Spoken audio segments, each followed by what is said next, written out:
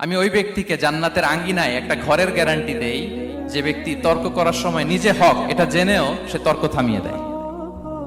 অনেক সময় হয় না, অনেকে পায়ে পাড়া দিয়ে ঝগড়া করতে আসে, এরকম আছে না নাই? আপনি চুপচাপ দেখবেন একটা বাজে কমেন্টস করতেছে, আবার কমেন্টের নিচে কমেন্ট, আবার গালি, হ্যাঁ আছে না এরকম? বিষ্ণু বলেন নিজে হক এটা জানার পরেও আর যাতে তর্ক না বাড়ে, যে তর্ক থামিয়ে দেয় জান্নাতের আঙ্গিনায় তাকে আমি একটা ঘরের গ্যারান্টি দেই। ওয়াবিবাইতিন ফি ওয়াসাতিল জান্নাতি লিমান তারাকাল কাযিবা ওয়া ইন কানা মাযিহান। আর ওই ব্যক্তিকে আমি জান্নাতের মাঝখানে একটা ঘরের গ্যারান্টি দেই যে ব্যক্তি কৌতুক করার সময়ও মিথ্যা পরিহার করে। করতেছে কৌতুক, ফান করতেছে আর হি ইজ কিডিং, ফান করে, কৌতুক করে, কিন্তু কৌতুকের সময়ও সে মিথ্যা বলে না। এই স্বভাব যাদের, তাদেরকে আমি জান্নাতের মাঝ বরাবর একটা ঘরের গ্যারান্টি দেই।